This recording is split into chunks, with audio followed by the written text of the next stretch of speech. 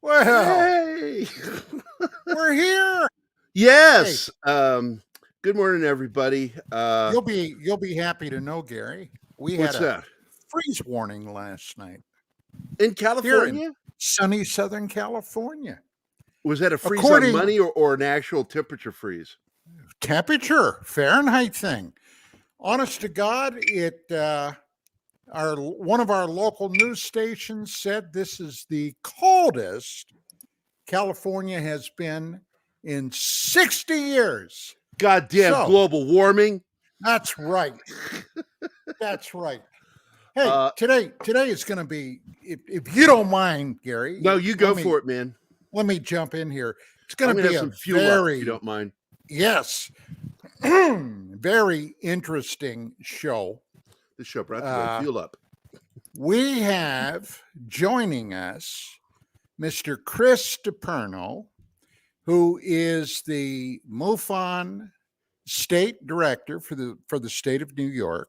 And by the way, these are two of my very favorite people. And an extra special guest star, thanks to my buddy Mark Center, who reminded me of this, Mr. Mark D'Antonio. And when you see Mark, you're going to recognize him. He's been all over the tube for years. He is MUFON's chief photo analyst.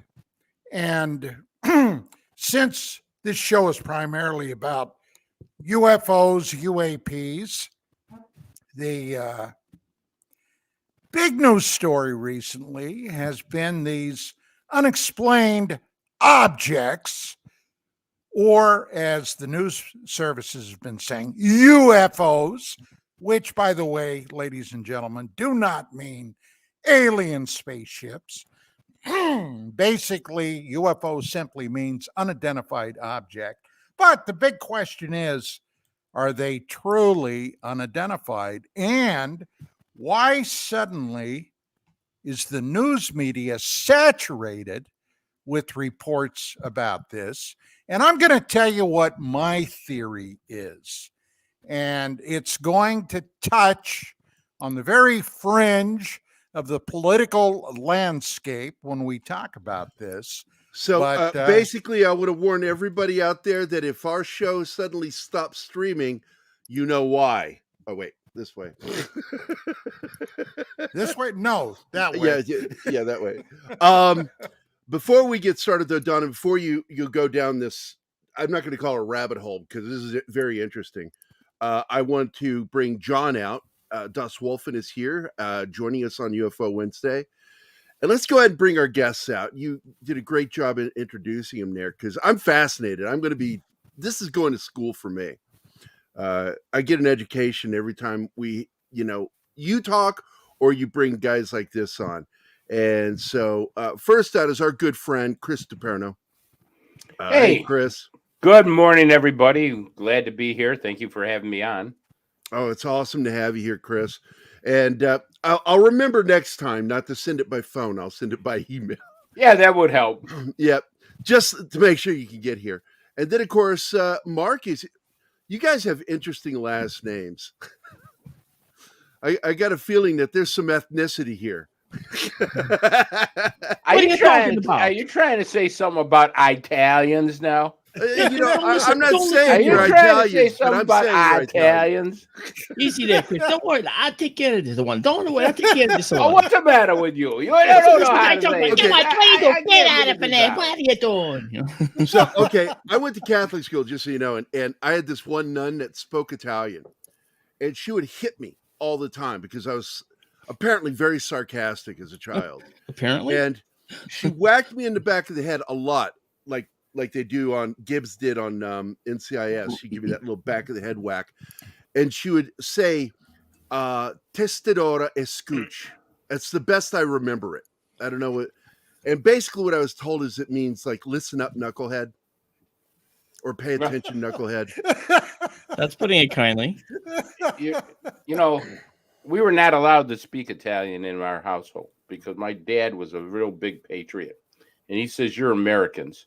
I don't want to hear this other stuff. Now, they talked among themselves when they didn't want us to know what they were saying. But right. That's the real reason, Chris. Yeah, none of the kids would absolutely be taught another language except English. And kind of failed at that one, too. So, well, that's interesting because even though I'm very, I'm also very patriotic. I grew up in a very patriotic household. I think it would have been awesome to have that second language to back on. But, your dad fell into that school with Teddy Roosevelt, who said that there's no such thing as a hyphenated American. He also said, speak softly, but carry a really fucking big stick. And I hear he had a large wiener. Yeah, my mother used to carry a wooden spoon. Unrelated. Yeah, wooden spoon. My mother spoke loudly and carried a wooden spoon. So yeah, with our household, my brothers and I sisters. think I'm in the wrong show. No, you're not. You are not. You remember the little paddle ball with the rubber band? Oh, yes. Yeah, my brothers and sisters and I learned. There were 7 of us, traditional Catholic family. And we would break those things. If that rubber band broke, we'd snap them.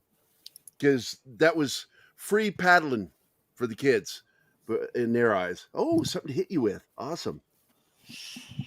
Yeah, or throw at you. I mean, because in my neighborhood, it was an Italian neighborhood. Okay. I really got him angry, but I'd say it was an Italian neighborhood, So Italian? Italian, yeah. And I would say it's a joke. Why do you do Marco? It's Italian, it's not Italian. Why so that? It's like, sorry. And what they do is they reach down, they start mumbling under their breath and they start gritting their teeth. And then they reach down and pull the shoe off.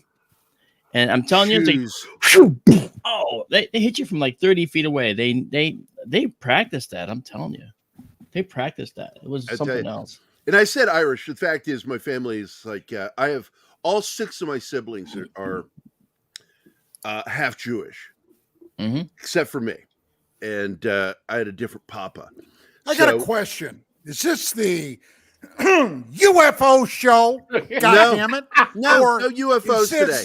Is this the Italian story show? Oh, that's a good question. I mean, Italians have seen UFOs. Now changed the logo at the top right. It's now UFO show. Wrong logo is up. But look, man, I'm looking forward to just sitting quietly. I'm going to actually move myself and move you up to the top here. Because this is school for me. Because I'm a what you would call a enthusiast. Because I've been reading since I was a kid about UFOs. What was that? I told you before, Don. The book I read first was Chariots of the Gods. The one about abductions and missing time. Oh, is that Bud Hopkins' book? Bud Hopkins. Yeah. Yeah. Yeah, of course. Chariots of the Gods was read to me as a child by my dad. At night, he would read that to me. And I was fascinated with that shit when I was like 8 years old. And then I read it again multiple times. But it was Bud Hopkins' book that immersed me into the world. I'm like, this can happen?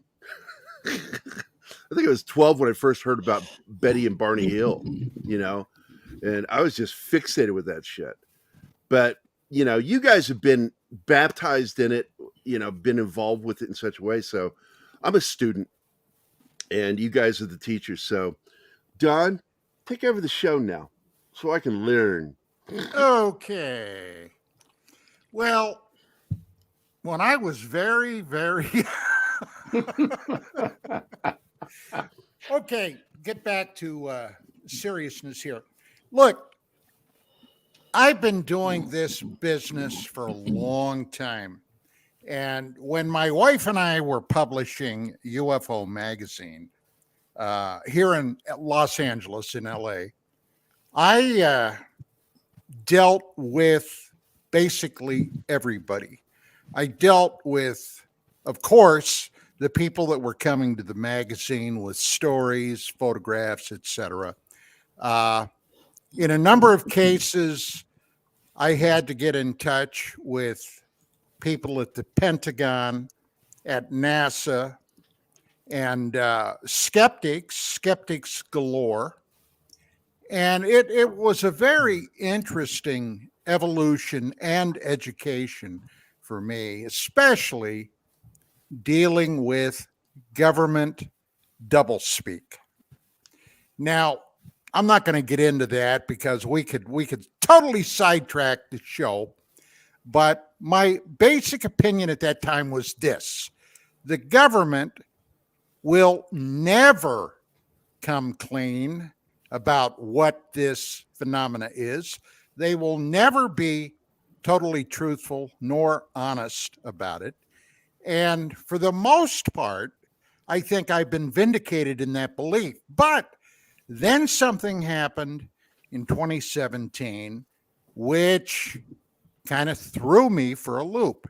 And that, of course, was originally the Harry Reid press conference where he claimed he and two other senators allocated $22 million, give or take. And basically it was to fund a special department group, whatever, in the Pentagon called the Aerial Threat Assessment bullshit. Now, on the heels of that, or at the same time, we heard about the Nimitz Battle Group. And suddenly we saw something extraordinary. The Navy, the United States Navy, began to basically come clean with what they claimed was an extraordinary encounter off the coast of San Diego, California, on military maneuvers. Now, by the way, one of our guests today, Mr. Marc D'Antonio, who is an astronomer among his many other pursuits, also did quite a bit of contract work over the years for the Navy. And we're going to hear more about that later in the show. But with that being said, I was, to coin a phrase from our British friends, gobsmacked by the apparent transparency. And suddenly it was almost no longer persona non grata to talk about UFOs, although they coined a new acronym, UAP, Unidentified Aerial Phenomena. Now it's bullshit. UAPs are the same thing as UFOs. It's all the same thing. They just try to change the language a little bit. They want to make it cooler. Well, actually, they were rebranding for that because, kind of what you're saying, Gary. Okay. The problem was UFO connoted tinfoil hats for decades. So they wanted to get away from that. So it became unidentified aerial phenomena so they could rebrand it. And that's all that was. It wasn't a difference. As you say, you're absolutely right, Don. But they're rebranding the terms just to make it new, fresh, exciting, new and improved. But I always, this is the one thing, though. Once something has been determined to be an object, you shouldn't call it a phenomena. You should refer to it as an object. And that's true. And I've always had trouble calling it a phenomena, but we have to understand that things are phenomena. In astronomy, we see many phenomena. We have ideas what they are. Okay, for instance, magnetars, extremely highly magnetic neutron stars, could be the source of these fast radio burst phenomena.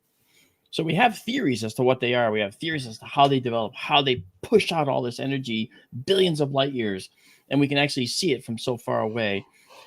But we don't know for sure. So there's still phenomena, right? So the terms sort of make sense here. I get it. We have theories, we have ideas, okay? But we don't actually have a true hands-on functional experience with these things, right? So they will be phenomena, and that probably is going to, you have to just accept that term. You know, I hate it, you hate it, we all do, but until such time as, well, we always make the joke, land on the White House lawn or whatever, which they can't do now because they'll just get shot down. Hey, well, you know, Right. But until they do that, we're just going to keep referring to them as phenomena. Mark, don't Okay, you think let the government's just trying to control the agenda? They want to start and say we're going to start controlling Control the information on language. all this. Yeah, Control the everybody language does. and control the agenda. Everybody does. Okay, like for instance, you know, Don knows about the experience I had when I was I was actually invited to go for a ride in the sub. You know the story, I think. And there was a very, very fast object that was zipped through the sonar that the kid I was sitting right next to him, you know, saw and reported it, and they called it a fast mover on that boat. And so there was a program known as the Fast Mover Program. I confirmed that years later when I talked to one of the Joint Chiefs after I did a job for them down in Washington. And I asked one of the chiefs, I said, what can you tell me about the Fast Mover Program? Really pushing friendship and relationships. Let me tell you by asking such a question. And he looked at me and he could have said, what's that? Or whatever, get out of my office or whatever. No, but he didn't. He said, I'm sorry, I can't talk about that program, Mark. I drove back from Washington like this. Oh my gosh, it's real. You know, Well, oh wait, Don just taught me truck. about what was it? Fast Walker was the one that he brought up last night, and I'd never heard that before. Yeah, I've heard that term too, and I'm familiar with the fast movers because I was actually seasick sitting next to this guy in the sonar area of the sub, trying to get over my seasickness. And so the sonar area was sort of quiet, and there was just a din of noise. It's very loud in the sub, and I was just sitting there trying to relax my stomach, and I almost fell asleep when I heard this kid yell, con sonar, fast mover, fast mover." Like, boink. I'm thinking, oh gosh, a torpedo. I'm going to die out here. What did I say I was going to go on this trip? That's what I thought. And the executive officer came around and said, what do you got? And he gave him a bearing and range, which I couldn't hear. But then he also, he was incredulous. Now, as some of you know, that, and people listening know, the sonar guy in a sub is not allowed to have an unknown. He has to be able to classify every single object. That's what they go to school for. They can't say, I don't know. So when this kid was asked how fast it was moving, he was like this. He had his hands out like this, and he turns to the XO, okay, which is away from me. And he looks up at the XO, and the XO is looking down at him, looking at me. And he says, several hundred knots, sir. Several hundred knots. Now, wait a minute. Underwater? Nothing goes several hundred knots that we have. And he just kept his hands out, just like, I don't know what to do with this. What do I do with this? And the XO basically looked at him and said, okay, log it and dog it. And he turned back to his console and said, sir, yes, sir. Haha. So I was like, now remember, I'm a big shot on this boat. I was invited to go for a ride. That makes me special, right? You know where this is going. That'll teach you. I got up the and I torpedo hatch. Right. I got up and I asked the executive officer, sir, I'm familiar with these fast movers. Is there anything I can help you with? D'Antonio, right? Oh, yes, sir. He says, you having a good trip? Yes, I am. Let's keep it that way. Okay. I'm back in my corner. So it was actually very interesting how that trip transpired, right? So what I'm getting at is now the timeline you might think was last year. No, it was decades ago that this happened. Decades when this happened. Okay. So if you think about it, we've been seeing these things for a long time, and we've just had no way to figure them out. We still don't. And that's why the way the situation is now, we just observe. We can't touch them, but so far they're not touching us. All right. So this is why I think they go where we are not, and where we are not is in the deep ocean. So they can watch us from the deep ocean. They can come out, and the way they move probably dictates the manner by which they can hide from us. Okay. I have a theory about that. I talked to aeronautical engineers and some physicists about this, and the aeronautical engineer came up at Bob Lazar? Schroeder. Oh, Bob Schroeder. Schroeder. Okay, Bob's a good friend, and he has an idea that I believe is true, and it delves into string theory, which would be for another show. But it talks about how the UFOs. I'm sorry, I'm dominating. You can shut me up. You can take me down, mute me, whatever you need. But they actually move in and out of our 4 dimensions, our X, Y, and Z, moving through time, and they go into a 5th dimension, all right, which is highly warped, and so distances are all compressed in there. And it turns out that the Hadron Collider, right now, they're building a second accelerator to, in part, investigate these very particles that live out in that 5th dimension, and they're called Kaluza-Klein particles, and they're investigating this now. If you look up Kaluza-Klein particles, you'll see a big paper from CERN right there on the internet talking about them.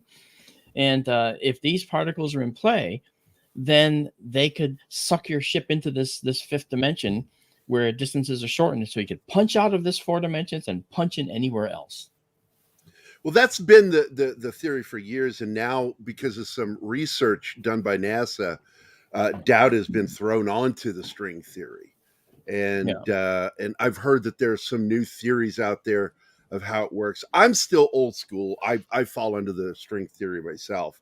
But think about what string theory is, though. I mean, the idea is that, when we do any work in physics, any work in astronomy, and we talk about fundamental particles, objects, little tiny things, right? The proton, okay, the electron, right? But what if, if you look at those particles, they're moving, right? There's a vibration involved with everything. And so that instead of focusing on the particle it's vibrating, focus on the energy in between in between the endpoints of where they're moving.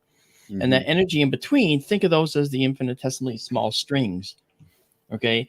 And so if you think, well, what if the energy is more important than the particle object? The particle may exist, but a different way of thinking allows you to penetrate deeper into the universe. So that's how I look at string theory. And so, not to cut you off on there, but I think that makes a lot of sense. If that's in play as well, then we have sitting before us a way to travel through the universe in probably a couple hundred years. The only thing we need to generate those particles I'm talking about, those KK particles, are a fusion reactor. And oh, wait, Lawrence Livermore just did a sustained fusion reaction for the first time ever. Oh, it's coming. Yeah. It's coming. Well, let me get back to. Yeah, we're in the weeds. I'm sorry. We got in the weeds. Let me get back to what we were talking about. UFOs. So after 2017, suddenly it became somewhat fashionable to be able to talk about the UFO thing. Now, in the last couple of years, we have been distracted by a lot of political, apparently, scandals that have erupted that pretty much dominated at least some of the news.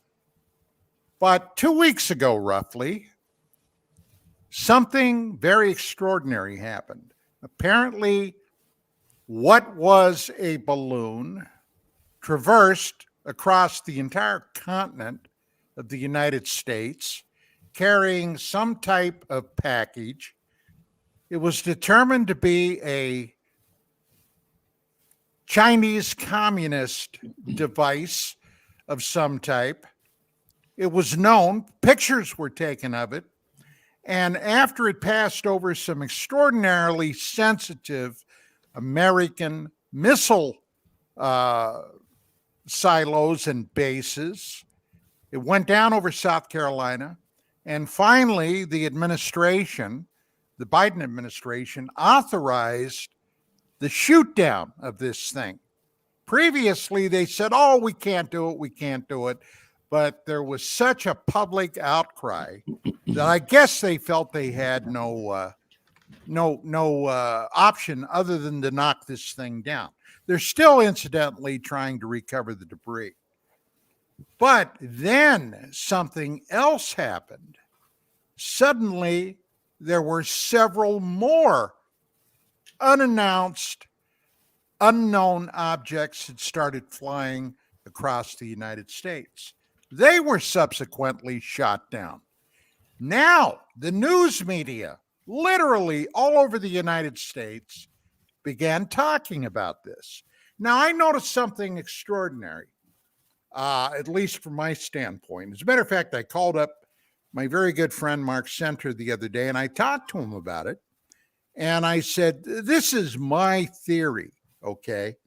What was basically dominating the news, especially on the conservative side of news coverage, and also on the other side, they even talked about it, but very despairingly. A couple of huge topics. One, which has been around for a while, the president's son, Hunter Biden's laptop story, which seems to show huge amounts of criminality in it, which were basically covered up by the FBI for quite a while. And then, right on the heels of that, Seymour Hersh, legendary investigative journalist, broke a story that went away almost as quickly as it broke concerning the destruction of a Russian pipeline, Nord Stream, that blew up out in the middle of the ocean. Well, a number of people started doing some investigation. And at one point, the president, President Biden, had even been asked a question about that pipeline. And he basically said words to the effect of, well, we've thought about how to deal with that, perhaps, and I'm paraphrasing, perhaps even destroying it. And suddenly it blows up. Now, that was an earth-shaking news story, but suddenly it went away with its extensive coverage of these unknown objects being shot down willy-nilly. Now, I don't think, in my opinion, there's any chance that these things are even remotely ET, because we've already been proven time and time again that if these things, UFOs, genuine UFO UAPs, want to get away, they do, leave our jets in the dust. But something is going on, and I thought this would be a hell of a conversation point for this show. Now, Mark, my buddy Mark Center said, he said, you ought to get Mark D'Antonio on there, because I just heard a news story that basically said that previous to a tweaking of our radar systems, we couldn't see those things. But somebody tweaked their radar, and suddenly these things are popping up all over the sky. So I called Mark D'Antonio. Mark and I have known each other for a very long time. And I said, hey, Mark, what's your take on this? Well, Mark, this is your reason to go, buddy. Yeah, I here's the thing too that's important to understand. I think NORAD has traditionally been tasked with finding fast-moving objects that are coming in from Russia primarily, right? Looking for ICBM launches and things like that. They've been tasked with doing that. One of the things that they hadn't traditionally been tasked with, but did, okay, but to a lesser extent, was monitor flights like the one that was shot down off Myrtle Beach, okay? Now that they're tasked with doing that, a lot more of these objects are being found. Now, let me tell you, there could be four things that these could be. Number one, they could be more Chinese spy balloons. They could be Russian spy balloons. Let's be clear. Spycraft with balloons has been going on for decades, okay? Decades. Actually, over 100 years if you want to go back to the early, the war and early wars. But the fact is, there could be more spy balloons. That could be one of these things. The second thing they could be, though, is meteorological balloons that people launch from weather stations that are reported in hysteria of balloon hysteria right now. And they will be investigated. And you have to understand that at the speeds that jets are moving, a typical weather balloon, which is 5 to 6 feet across on the ground, is going to be about 20 feet to 30 feet in size at altitude, because it'll expand. All right, as the pressure gets lower, the inside be still pushing out the same amount, and it's going to expand. That's what happens, and it'll be about the size of a car, which was what was reported. Right, an object the size of a car.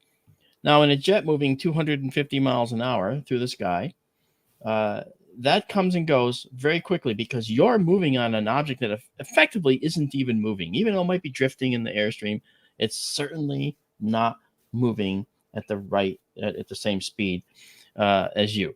So it's going to be very, very slow, if not appearing to be stopped. So you're going to go by it in just a few seconds. Yeah. And there's not a whole lot of time to see it. There's not a whole lot of time to identify it. There isn't a whole lot of time to dispatch it. So that's the reason, for instance, why they didn't shoot it with their guns. They shot it with a missile that didn't have an explosive head armed. They used it like a harpoon. They used a gun in a knife fight. Well, let's be honest, okay? They used an AIM-9 Sidewinder missile that didn't use an explosive charge, but they pierced the balloon. And when you saw it happen, you saw it pierce the balloon, but you didn't see it explode. And that's because it wasn't armed. The explosive was removed. Why? Because they want the hardware that was hanging underneath it. So when that hardware fell, it wasn't destroyed. It just landed in the water and got crushed by the impact. But guess what? They retrieved it. I have a photograph that claims to be the retrieval in process. I don't know if it's a posed image, but it looks like they're hauling in a balloon with some trusses and stuff like that. And it says it's the SEAL team. I don't know. The car-sized object that was flying through the sky, all right, that is about the size that you would expect a weather balloon to get. So what am I getting at? So we could be having spy balloons. We could be having meteorological balloons that were reported in this new balloon hysteria climate. The third thing we could have is a civilian launch balloon. You can go online right now and buy a kit to launch a balloon to space. You could take a little robot and stick it on a little platform and launch it to space and have a GoPro on it. And, woo, got that back. This robot was just at the edge of space. All right. And you can do that. It'll cost you like $600-700 for the kit. You get the balloon and all that stuff. Then you got to buy the helium. It's going to cost you over $1,000 to do this. So usually an organization will do it. But guess what else? With these weather balloons and with these balloons to space, you don't have to tell the FAA you're doing it. You know, as far as I know, you can just go and launch it if you feel like it. And what you can't do is launch it within the controlled airspace around a large airport. You do technically have to alert them. So that's what it could be. It could be true Chinese spy balloons or another spy country. It could be these meteorological balloons mistaken. It could be these civilians to space balloons. And on the fourth line, these could actually be a true unknown. Now, I think it's kind of interesting to listen to John Kirby speak the other day when he was asked point blank, could these be extraterrestrial craft? He was asked that. And from the White House podium, his response was, and I'm paraphrasing, but almost directly quoting, at this point, we don't know what they are.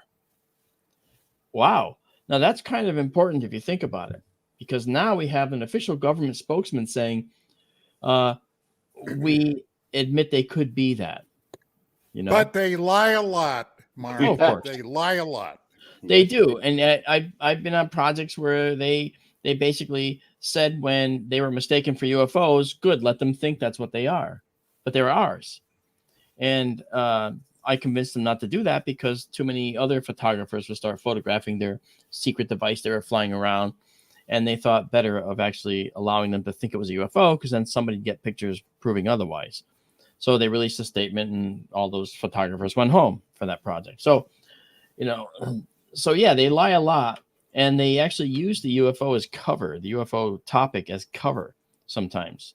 I'm direct witness to it and had to, you know, I was working on a project that, like I just said, that was like that until I convinced them otherwise. So it's for me, I just think that it could be one of those four things: an actual spy balloon, meteorological balloon, civilian to space balloon, or true unknowns. Now, guess what? I don't think it's one of these true unknowns. And the reason is for what you said, Don. It makes perfect sense. Okay. These craft apply the gulf between the stars if they're here. So I don't think an AIM-9 Sidewinder missile would have any chance of taking them down, to be clear. All right. In all fairness, if you're traveling through space and either folding space or doing this dimensional travel like we talked about earlier, you have a lot more alligators biting at your heels than just a Sidewinder warhead. Okay, you've got a pebble, this big, traveling relative to you at an immense speed, which would go through you like a bullet if it could, right? If it could hit you. So clearly they have ways to mitigate all that, right? So they're here. Their technology is here. And I saw a comment before, someone says they're in the deep oceans. I agree. I think they go where we are not. And where we are not is in the deep oceans. So it stands to reason. And there's that show, I think it's on NBC, I'm not sure which channel has it, where the black gentleman, former journalist, investigates these cases, which I know you've worked on that show. Oh, you're talking about The Proof is Out There. The Proof is Out There, which I watch religiously. That's Tony Harris. Tony Harris, yeah. I just talked to him the other day. He's a good guy. He really is. Well, I like that show, and I like the way you guys, do your investigations on these things. But I do have to do this. We're at the half-hour mark, a little past it, and I have not said good morning to our chat properly, like we always do. So I want to say good morning to Penny, Andy Morrow. These are the people that are in our live chat. Christian Delorme, Slasher Fred, Anima Confusa, who's the love of my life. Monkey Jibus, who we always think again. Thank you. Come again. Monkey Jibus is awesome and often full of shit, too. It's one of the things that's wonderful about him. D. Bud Martin is here. Alex Moore. John Ostein's a good friend of ours and a big ufologist himself. Mark Center is in the chat, who's been a guest on this show. And he's been saying a lot of stuff. He's talking shit about you guys right now is really what he's doing out in the chat. Saying, you guys full of shit. I know everything. Cavatino Cavermanche, Eastland Burkholder, and Zach's Kyle is here.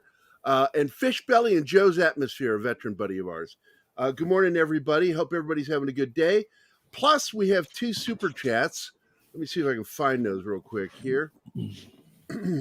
First super chat, where's it at? Where is it? Put it up on screen, buddy. Martin is here. That's the guy who's not, well, 2 of the guys, one of the 2 guys that haven't said anything during the show yet. Christian Delorme with $5 super chat. Here's a real dad joke. When is Mother's Day?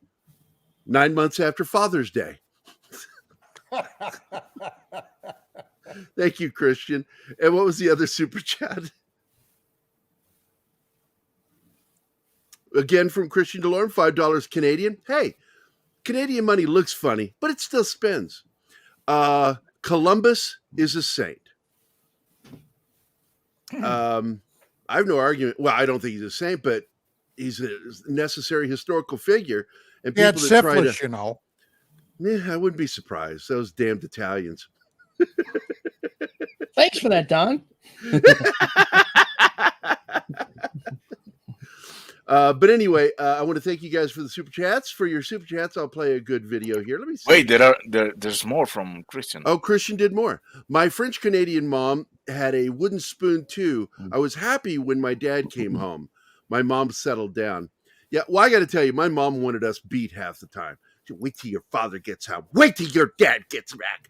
And then he would show up and take us in the back room. He'd ask us what we did. And then he would determine if we actually needed paddling, which most of the time we didn't. He would get the belt and do that famous thing where he create the loop and smack the belt. And we would do the yelling, oh, Mom! Oh! Thanks, Dad. I wish I had a dad like that. And here are wait. Still more. Yeah. Christian is drunk. Clearly he's drunk and just throwing money at the stripper. Okay. I like this guy, open-minded Italian.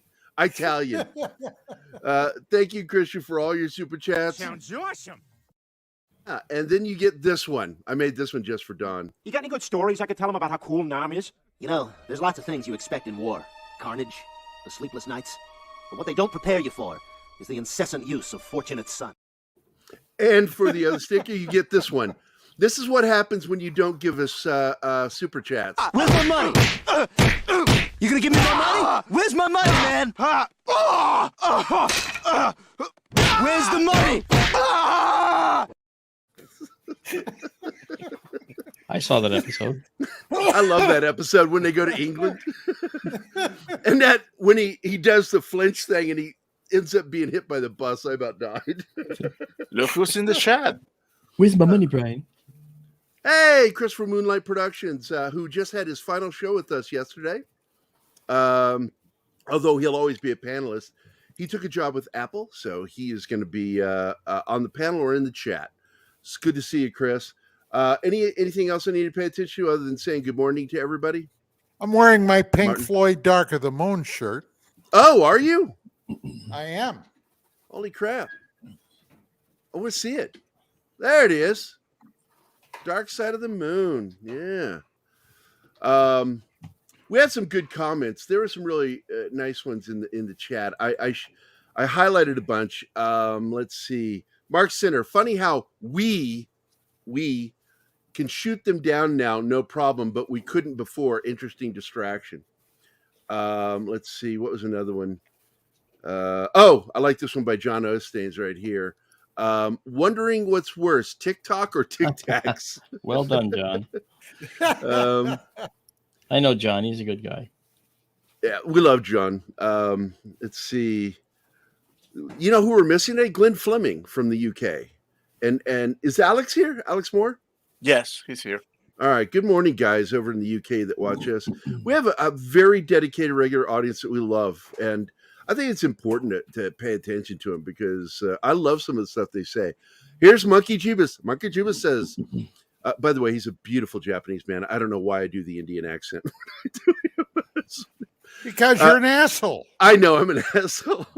And apparently, if you throw up the card right now, Martin, if you throw up the card right now, Martin, throw up the card. Martin! Damn it! So did you throw our racist? So Jiva says, keep looking up at the sky and don't see we might have been infiltrated. Look for people who are trying to destroy us and no allegiance to humanity. That's the left. You just described leftists. They have no love for, they're the ones pushing for suicide assistance. Wait, John, you have a point? You want to say something? Yeah.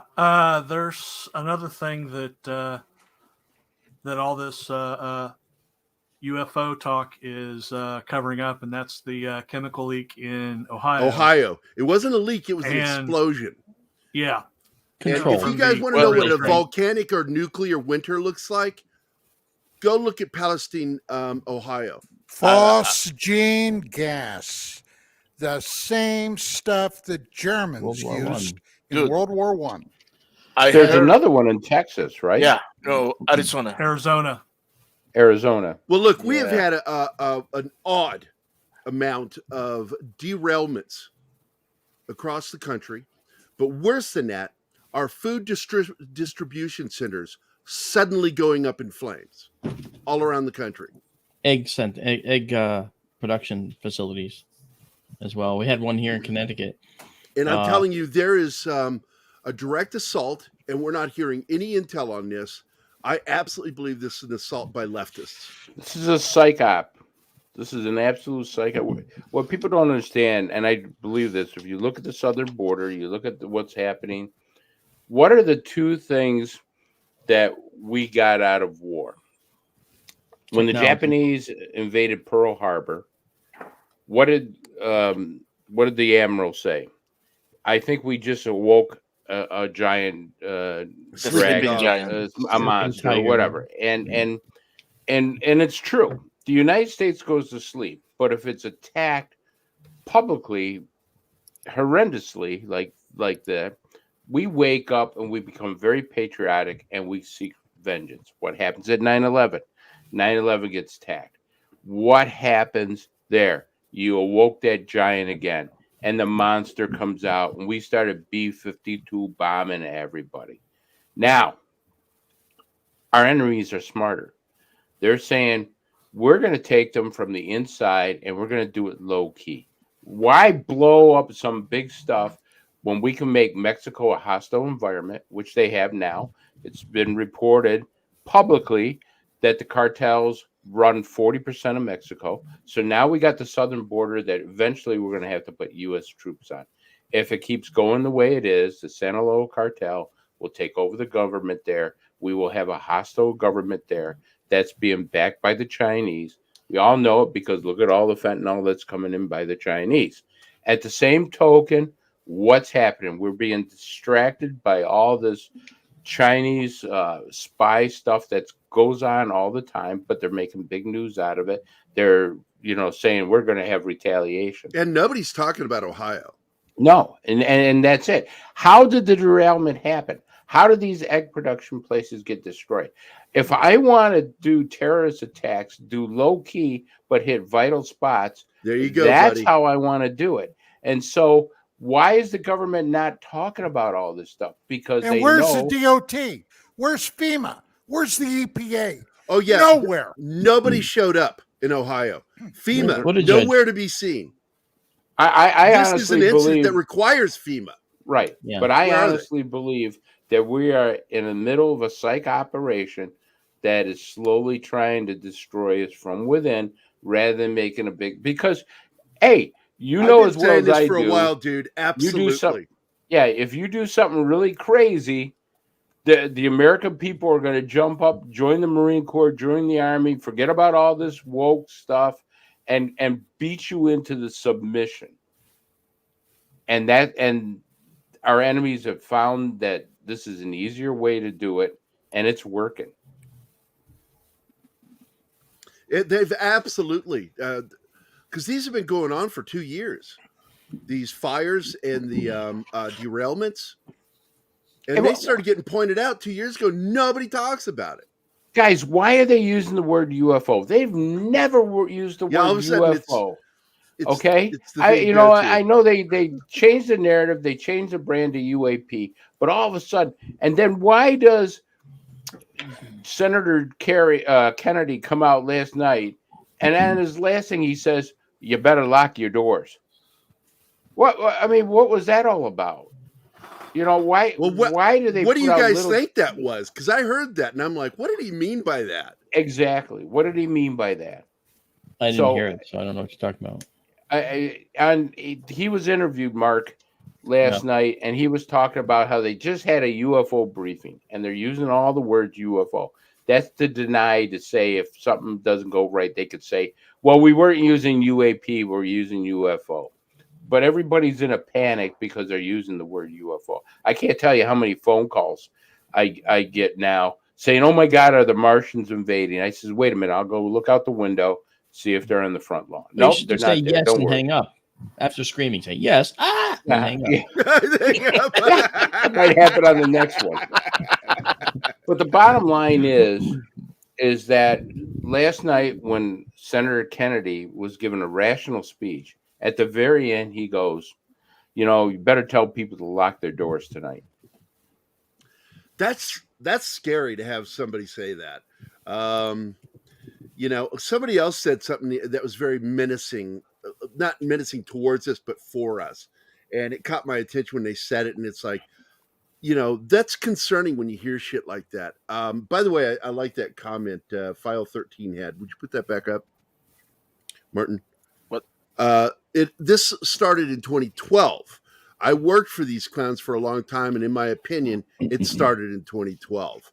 I wouldn't be surprised. All I know is that a lot of this shit seemed to be picking up during a certain administration. And I absolutely believe that during that administration, we became weaker. Who was in charge? Yeah, I don't want to say. I don't want to say because you punish us if Everybody we get knows. too political. But you know who I'm talking about. You know what I'm talking about. Hey, how you doing? How you doing? Why do we say how you doing? We don't even care. We just say how you doing and don't expect an answer. Yeah, nobody really give a shit. Why are you telling me that? Say how are you? I don't want to hear how are you. I just say it because that's what you say. Yeah, it's like, oh man, there's nothing worse. By the way, I do want to say this: when you say, "Hey, how are you doing?" and somebody goes, "Oh man, let me tell you," and it's like, "Oh shit." Now I gotta listen.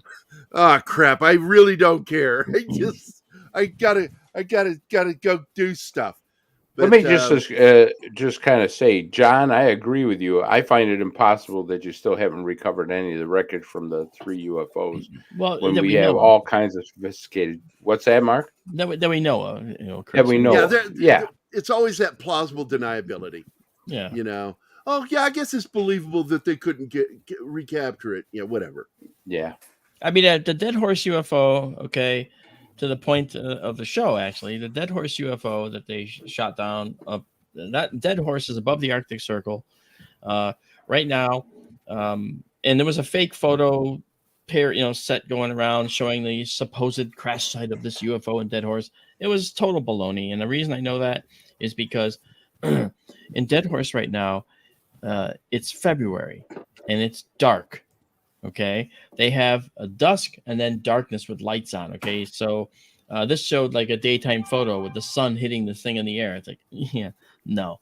Okay, so that was fake, number one. But the dead horse UFO, that takedown was over the sea ice, which is out on the ocean there. And so with bad weather, which was plaguing him, and I've confirmed there was bad weather up there, it's going to be very hard to do that recovery. Because first of all, get there, right? Then second of all, organize an expedition and do it in Antarctic parkas the way you have to, all right? And maybe, yes, we have teams that can do that, but we have to also plan this operation, right? So they haven't been able to get to it yet, and I can believe that. Knowing how things are, I can believe that they've had trouble getting to it. Okay, but F-22 Raptors have gun cameras, Mark.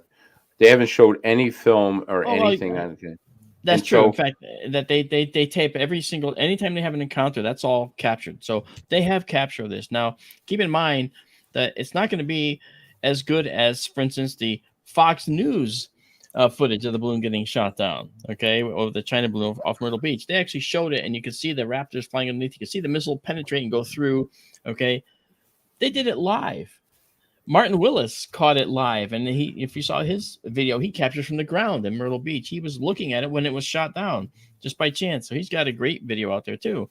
So, but those videos are better than the gun camera footage because the jet's moving at over 200 knots, right? So it's going zipping by, and that thing is going to go. Then they shoot and they turn away, and now where's the gun pointing? Where's the gun camera? It's pointing. But if these things are benign, like they're saying.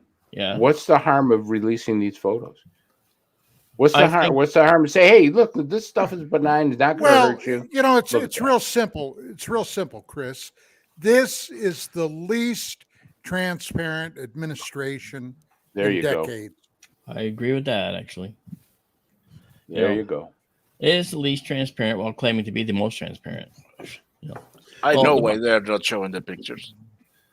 The vehicles have. I want to let you know, Don, you sent me the photo on my phone, which means I now have to send it back through Facebook so I can share it on there. When you just send it to me through Facebook. I'm sorry, Gary. Actually, I have a question for Don. Don, you've done very intelligent things in the military that are highly intelligent, highly secret, and you understand what a psych op is, a military psych operation. And you know, one of the things in this military psych operation is that you release information in a certain way, that a psyop would go in a certain direction. What's your take on all that? I mean, because you pretty much lived it. Okay, first define exactly what's my take on what exactly. Do you believe there's a psych op going on? Yes, with the absolutely. US And I'll give you even a little more. Okay, Chris, and Gary knows, and I'm not bragging. It's just the way it is. I've got a pretty good bullshit indicator. Yeah. Okay. That I used extensively when I was working law enforcement, and. You will recall a few years ago on the History Channel, there was a new television program that premiered, that came on, that ran a couple of seasons, called Unidentified. And it was with Tom DeLonge and the To the Stars Academy, and it had in it Luis Elizondo, who nobody at the time had a clue who that was, Chris Mellon, a former Undersecretary of State who was involved and led intelligence operations primarily for the military and the DIA. Mhm. There was a guy from Lockheed Skunk Works and a former, or perhaps even today current, CIA scientist, Hal Puthoff. And it was all about UFOs and about UFO investigations. And the implication was that it came from Harry Reid's ATIP program. Elizondo allegedly, and I say allegedly because even today I'm not sure, and I have my high suspicions that there might not even have been actually an ATIP program. How much longer do we got? We got to go now. We'll wrap. We'll come back I'll to this. pick up. I will pick up on this when we come back. And Gary, with that, don't get sidetracked. Okay, whatever. Take us away, Chanel. Hi guys, this is Gary from Pop Culture Minefield here on KGRA, and we're leaving for our first break. I hope we survive. A birthday without her mom, an anniversary without her husband, her wedding day without her dad. These are the days when military families feel it most of all. The loss of their soldier, their sailor, their airman, their Marine, their Coast Guardsman. Families never forget their loved ones lost to war or illness or suicide. Families never forget, and neither do we. We are TAPS, the Tragedy Assistance Program for Survivors. We provide resources, support, and comfort to heal the hearts and meet the needs of grieving military families, all at no cost to them. Your generosity can make an enormous difference in the lives of the families of our fallen military heroes. Our military families need to know they are not alone and they are not forgotten. Show them your support at taps.org.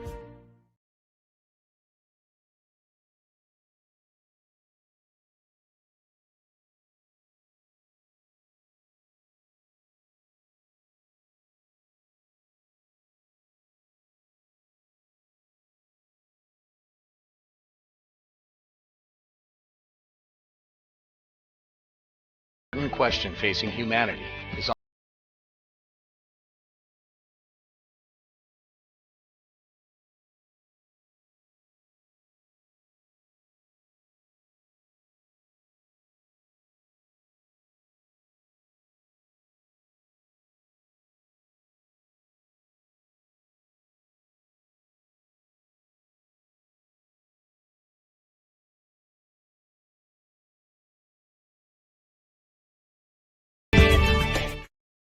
Hey members, the new KGRA DB app is now available on iOS and Android devices. Gain on-demand access to any KGRA DB programming. Download any show directly to your mobile device to listen or watch on the go. Go to the App Store and search KGRA DB. Oh wow, we survived! Welcome back to the commercial break. Now for some more Pop Culture Minefield on KGRA. By the way, I wanted to point out that I brought up Glenn Fleming's name, and then he immediately messes. He goes, "I'm here." He was lurking in the background watching the show. So Glenn Fleming in the UK is here. So a lot of our friends in the UK are here. File 13 joined us. And before we get back, you asked me to show something. So here it is, Don. Here you go. Oh, the UFO thing is in the way, Martin. No, wait. Yeah, the banner. I know. Who gives a shit? Who gives a shit? That was what he sent to me by phone. You guys have a lot of fun, don't you? No, this is not fun. It is. We have a lot of fun. I mean, the whole point of doing the morning show started because I just was like, I just wanted to have some fun talking in the morning with people. And next thing you know, it's a thing. It's a thing. So Yes, military tactics 101. How do you weaken the enemy? Exactly. It's like just attack their infrastructure, destroy the economy, hit their economy. We destroyed Russia. Soviet Union. We destroyed the Soviet Union by making them spend more money than they had. That's right. And Putin's destroying Yep. Russia, so let's be clear. Putin, He'll take care of that. Little Putin. He's a Putin. So anyway, let me get back to what I was saying, because I think this is very important and it very much plays into what we're talking about today. So here was this new program, Unidentified, and every episode had one continuous drumbeat. It might be an impending threat. Okay, almost every episode, they stressed that. They didn't say there was a threat. They said there might be a threat from the UFOs, UAPs. Now, I got to tell you, I looked at that and I looked at the people involved in that. How put off? CIA, Christopher Mellon, okay, from the Mellon family. All right, we're talking rarefied. Now, later, speaking to some other people that have to remain unnamed, I was told, and I don't know whether I totally buy into this or not, but I was told that a lot of people in the Pentagon considered Christopher Mellon somewhat fringe. They said that Luis Elizondo heavily padded his resume. Now, what does that mean in the long run? Well, could be several things. It could be the fact that they were too effective in what they were doing and people were trying to undermine them. Or, of course, it could mean that these guys were exactly that, fringy, padding their resume. There's no way to know. But I gave this literally months and months of thought at various times, and I came to a conclusion about what this show was all about. And incidentally, today, the To the Stars Academy is in the ether. It is no more. I have heard other things that suggest, I'm not saying this is so, my opinion, okay, my opinion only, that the SEC might be looking at Tom DeLonge. And first off, how the hell did a rock and roller, okay, from a rock and roll band get into something like this, UFOs, and basically draw in these alleged, and I stress, heavily stress alleged, these alleged experts? How put off? Chris Mellon, Luis Elizondo, the guy from the Skunk Works.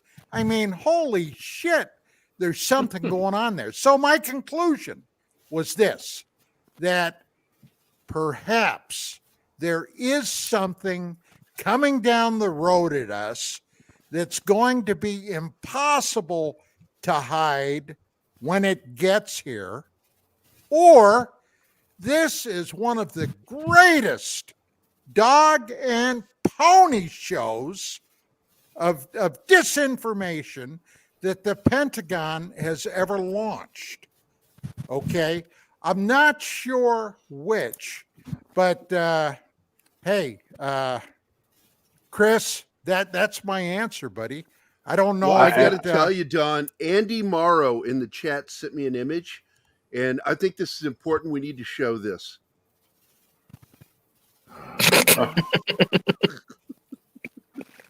I wonder how much money the aliens gave him. Well, the alien didn't look too happy, actually. No. Who would? Who would? Him sniffing around your neck would freak me out. What do you guys have any feedback on what I just said? I mean, I'm sure you've all seen this series Unidentified, right? Oh yeah. Yeah. I'd like to find out, follow the money. Who sponsored this? Who gave? I mean, because you look at this new organization that's coming up called Enigma Labs.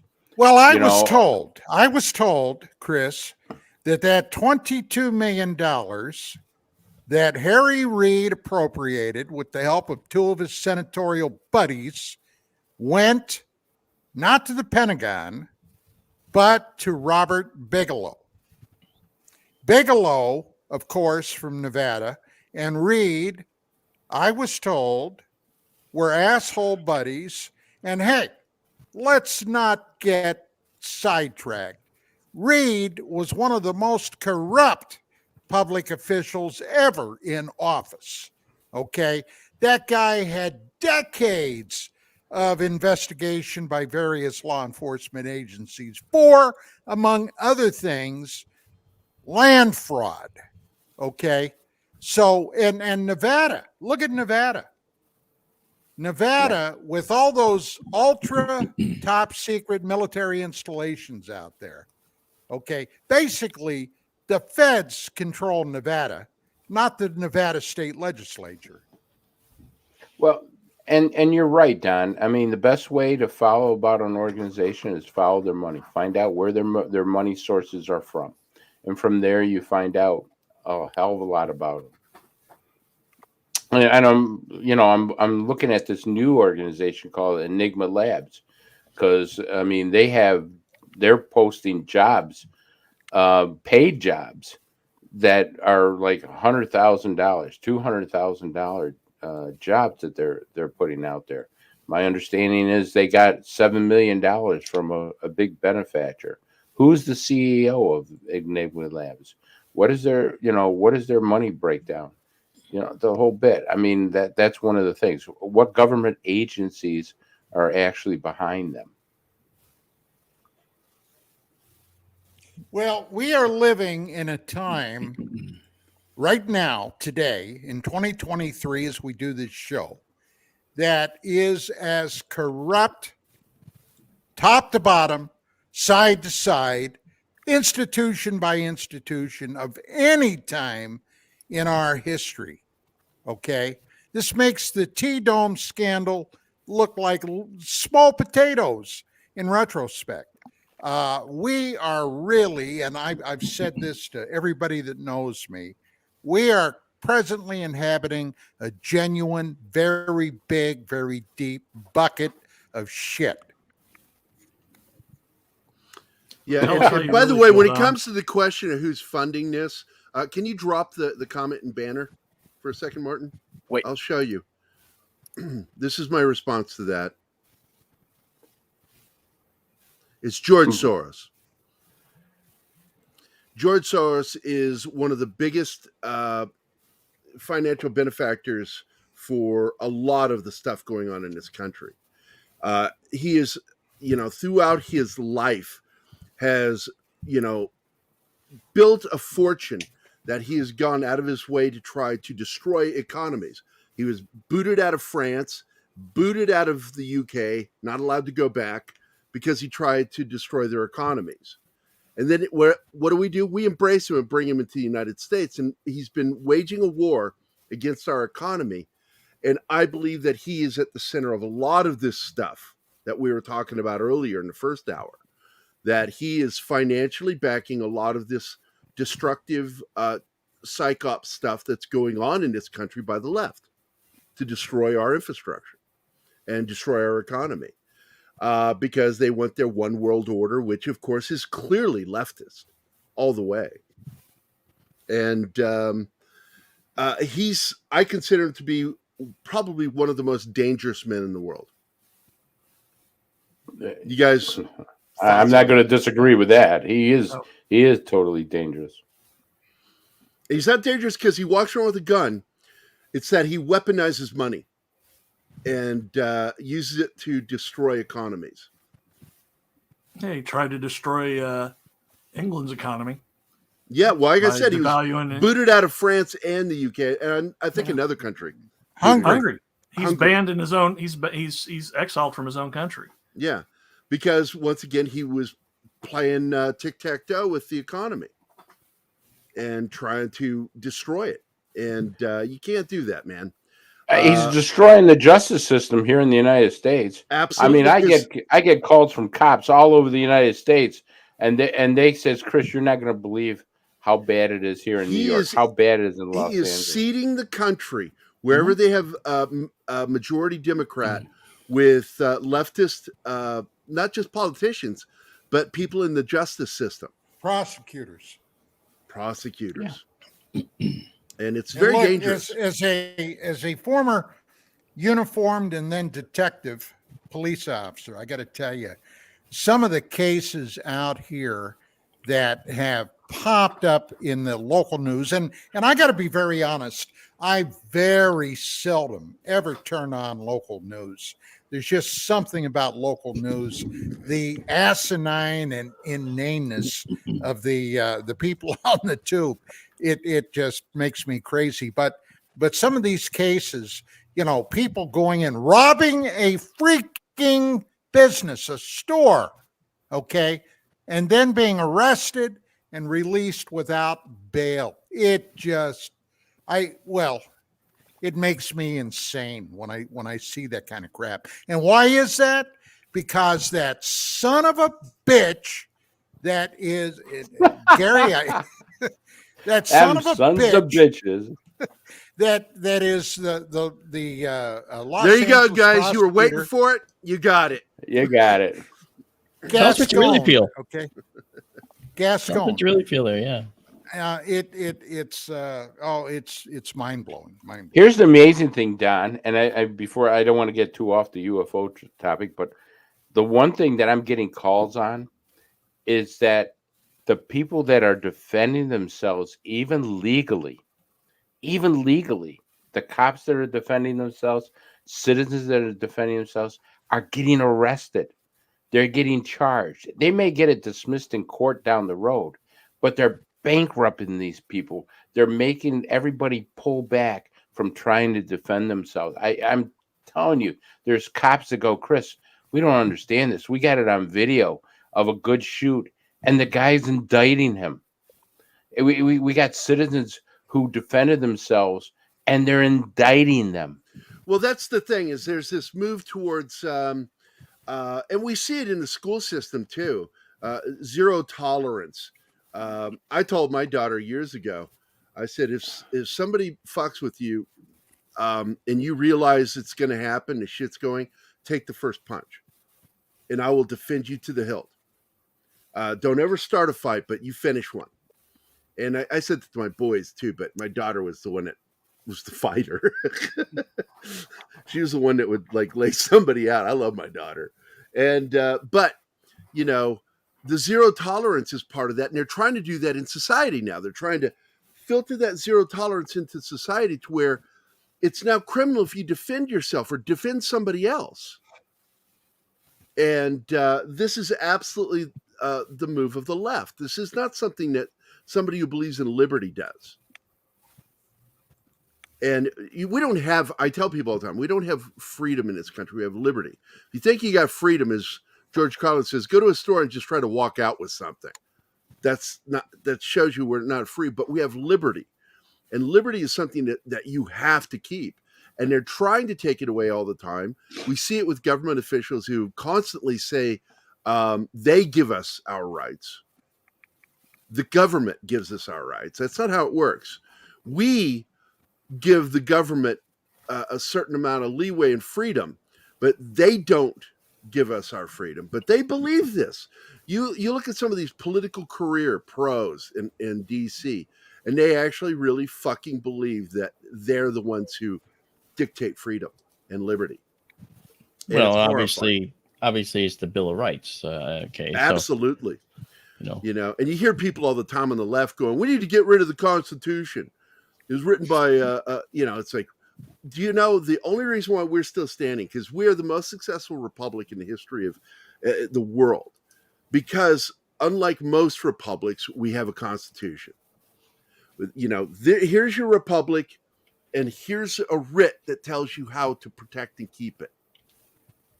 And they want to get rid of the thing that protects. Did you see that there, Gary? Mark Center said a reporter got arrested at the Ohio train event for Yes, I did. I reporting. saw that for reporting what they were seeing. Well, you know what? Okay, you're probably right, and it could be that. But we also have to keep in mind that a lot of times the media that is on our side of the fence likes to report things that aren't exactly true. So maybe you got to be careful. Well, there's now. the sensationalist stuff. Yes, and That's I right. agree You got to with be careful.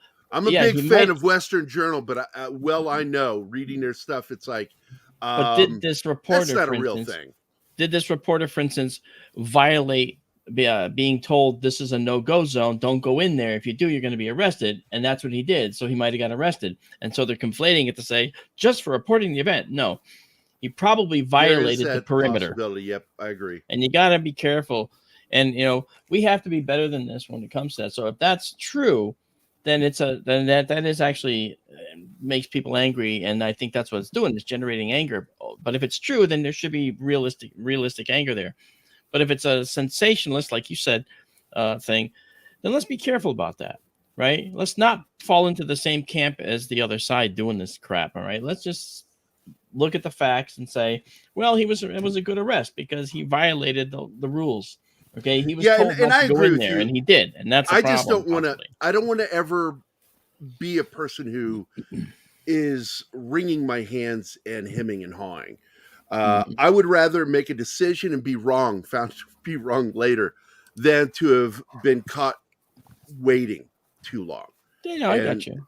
And so I agree with you. I agree with what you're saying.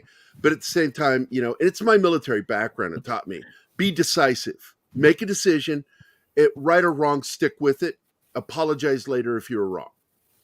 And, or as my kid would say, it's better to go ahead and do it and ask for forgiveness than to ask for permission. That's right. Because permission usually has all kinds of forms. You got to fill them out in triplicate. Yeah, a lot of paperwork. But, man, we've all done that. This has been an engaging episode, man. I love this. I feel like I learned something from you guys. Yeah, I'm going to engage with Mark with one thing. Do you really think the mainstream media is on our side of the fence, Mark? Oh, no. No, that's not what he was saying. I okay, because that's what I interpreted. I went, no. No, he was saying I know they're not. He did single out our side of the fence, our side, and he wasn't talking about all of the. He's talking about the members of the media, which is like 1% of all the media. The media that's sympathetic to our approach. Okay, that's all I was saying. Yeah, and we got to be careful because our side sensationalizes too. And I'm not trying to say let's all get along, everybody can balance, because I know it's not balanced at all. All right, but we also have to be honest, all right, intellectually honest, or else we're just as bad. I feel. So I just think we need to let it play out. Find out. We know how they react. The other side of the fence. They're like a room full of people, all talking about the same thing in the same way, and then one guy walks in the room, and he says something contrarian to that, and they're like, "You got to shut that guy up." There's too many voices saying that. But we're all inclusive. We're inclusive, but not you. Right? I love that. Mike. By the way, the back door was breached by my good friend over in the UK, and Andy Morrow. Here you go. I can't wait to grow up and be a Biden supporter like my dad. Dude, we're in a guy's butthole. Oh, man. And for that, you get your breach song. Here it comes. Backdoor Baby. Open your back door, baby. Loosen your hinges, I'll show you my key. It's a game that gets played on all our shows, Mark. Is somebody breaches a back. Usually it's Monkey Jeebus. But today it was Andy Morrow from the UK, proving once again the British are uncultured swine. Or the British, or the British are coming. The British are coming. Oh my God! Sorry.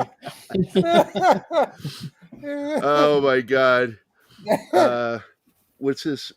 Oh wait, that's old. Okay, War Monkey. 1 minute. I debated saying that. I wasn't going to say it, but then. No, it's good. This is the show to say it on. Let it out, Mark. This is the show to say it on. You can get away with that shit here. I do want to bring up again, if everybody didn't see yesterday's show, Brian is taking over. That 70s rock fan is taking over Tuesdays. He is our wee friend from Scotland. knows a lot about rock and roll and movies, and big nerd. And he's got his own show now on Tuesdays. We don't have a name for it other than Morning Coffee with Brian. And we just lost Martin. Mexican internet, man. That of the cartels got him. Cartels, probably. You know what would really suck is if it were true, and then I would regret this joke later. It's one of those. And then it would be you'd ask get, permission. You'd be trending on Twitter in about a half hour.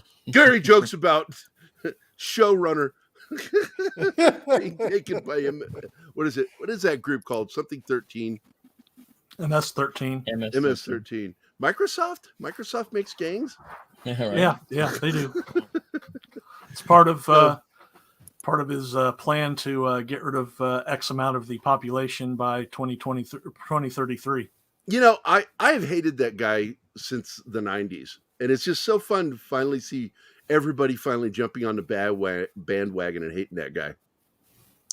Okay, Glenn Fleming says, uncultured swine, pot kettle black. You guys crack me up. No wonder we dumped you. We had to kick your ass a second time to get your respect. Or of 1812. King George is like, fucking colonists. And then goes to war with us again. And then he's like, well, you know, America's pretty good. I'll vacation now. As fucked up as the War of 1812 was, because we invaded Canada. That's how that started. You know, dumb move. No, not exactly. I understand the desire to annex. And it was open territory. No. The Brits were stopping American commerce vessels and stealing sailors for years. Even the Nobody frogs cares did about that. the Navy. Yeah. Who cares? Well, they at least got to drink grog. But like I've always told people, the War of 1812 was essential because we had gotten our liberty, but we didn't have the respect. After that war, we had Britons, and they've acted like our cousin ever since. Although they do have a bunch of, as they say in the UK, a bunch of whiny cunts over there, mate. Yeah. It is not a good thing to say on the air, you know. Yeah, I'm not too worried. My girlfriend says, I'm back to the UFO stuff, maybe. Shut up, Anima. I love you. She might be right. No, we do need to. We're coming up to the second half, the final half hour of the show. Where do we want to go with this? Because there's I don't want to go off in the weeds. I'll tell you where. Where we going, Don? next? Where next? There we go. We are going Let's hear to it. talk to Mr. D'Antonio about his buddy, A.V. Loeb, Harvard astronomer, and something that popped into our solar system from interstellar space, flew past Earth and a number of other planets, and then took off out the other side of our solar system. This gentleman right here. Yeah, and the question, A.V. Loeb, suggested, didn't say for sure, but suggested this possibly could have been an interstellar craft. Okay. Now, yesterday, when I got in touch with Mark, and I said to Mark, oh, by the way, something else that we might talk about, I'd like to bring up is Oumuamua. Tell us what you know about that, Mark. Right. Now, as far as knowing Avi Loeb, okay, we've worked on a couple of productions together and we've talked, but it's not like we are good friends at this point. But I did talk to his Galileo team, and hopefully I can help them with their remote system setup, because I've got remote observatories that I've created, and I'm in Connecticut, but I run a remote observatory out in Arizona in the desert, and I run it from here. All right, so I take the roof off, I run the telescope, get it moving all around, take pictures, and I stream it to the world. That's the SkyTourLive.org organization that I created with a couple of other folks. And one of the things that's interesting is that because of the way I made it work remotely, that attracted the attention of Avi's team, and Jacques Vallée actually I had worked with Avi before, but Jacques Vallée took it upon himself to tell Avi, hey, this guy knows what he's doing. I know him, and you might want to talk to him. So that's why Avi's team got in touch with me, and so that's the genesis of all that interaction. Now, as far as the book Extraterrestrial by Avi Loeb, great book. You really need to get it. Okay. And I know that's sort of a shameless plug for Avi, but you know what? He went out on a limb. Imagine someone at his position going out and saying, I'm not saying it's extraterrestrial, but we can't say that it's not. That's all he's really saying. We can't negate that possibility. That's all it is. And he came under fire for that.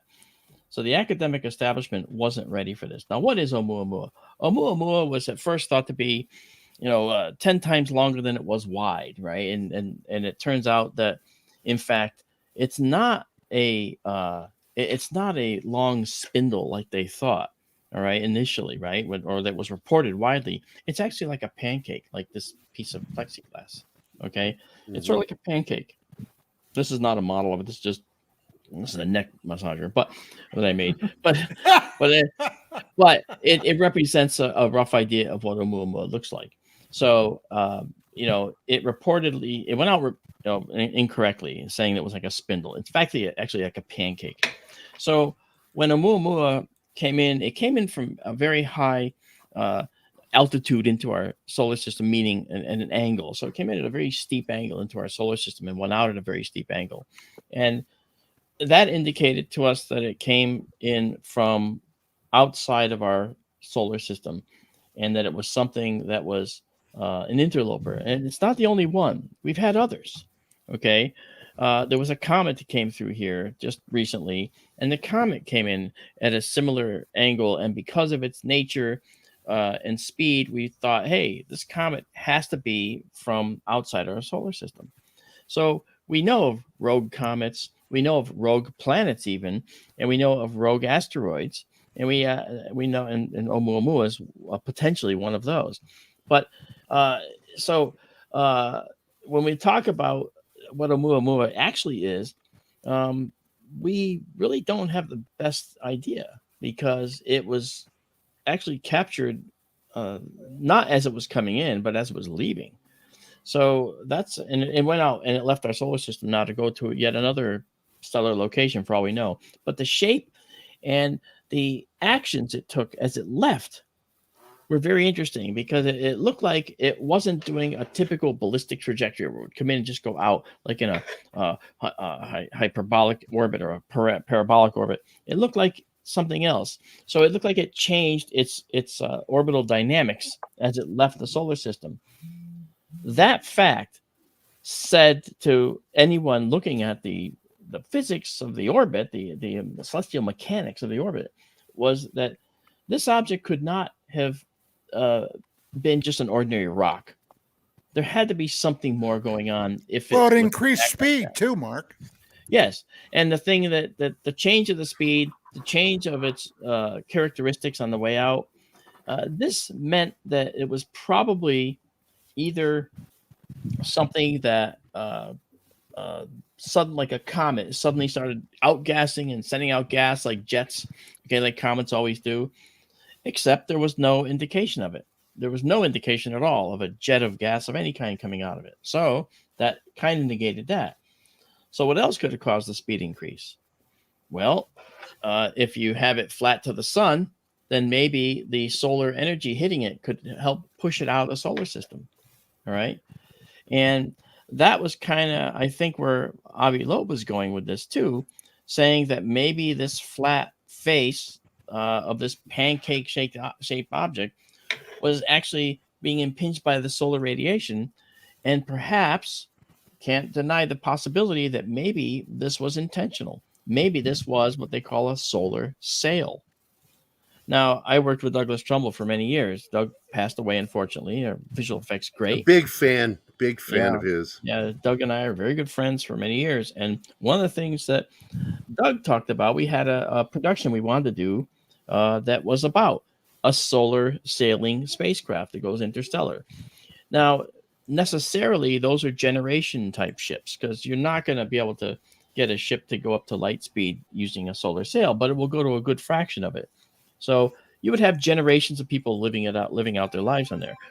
Oumuamua was not that size of a ship. It was more of a probe size craft, if that's what it was at all, right?